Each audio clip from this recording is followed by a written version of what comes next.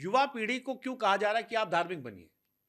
क्या सब आवश्यकता है धार्मिक होने की? सबसे पहले तो धर्म क्या है, सबसे पहले अधर्म क्या है ये जानिए। हुँ, 2 बात हैं इसमें।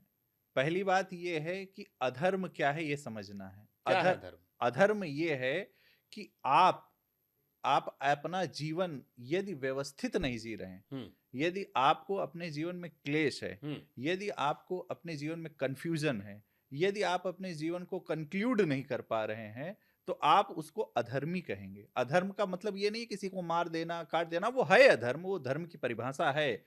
परंतु ये भी एक इस टाइप का अधर्म है, क्यों? क्योंकि अपने प्रति ईमानदार ना होना सबसे बड़ा अधर्म है।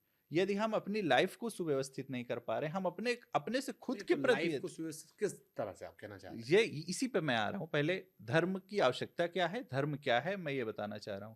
धर्म क्या है, अ, इसको पहले अधर्म को जानना है। अधर्म क्या है, जो यदि हम अपने अपने को ना जानना ही सबसे बड़ा अधर्म है।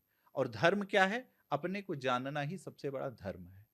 और धर्म की आवश्यकता क्यों है?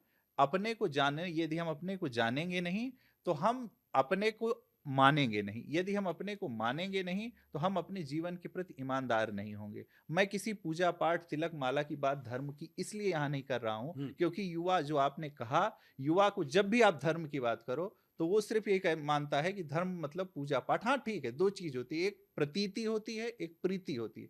जैसे मैं आपको यदि जाना, हुँ, मैंने आपसे आपसे यदि मेरा संपर्क हुआ, आपसे मैं मिला, फिर क्या होगा?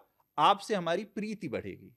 उसे कहते हैं प्रतीति से प्रीति, जानने से लेकर के समझना।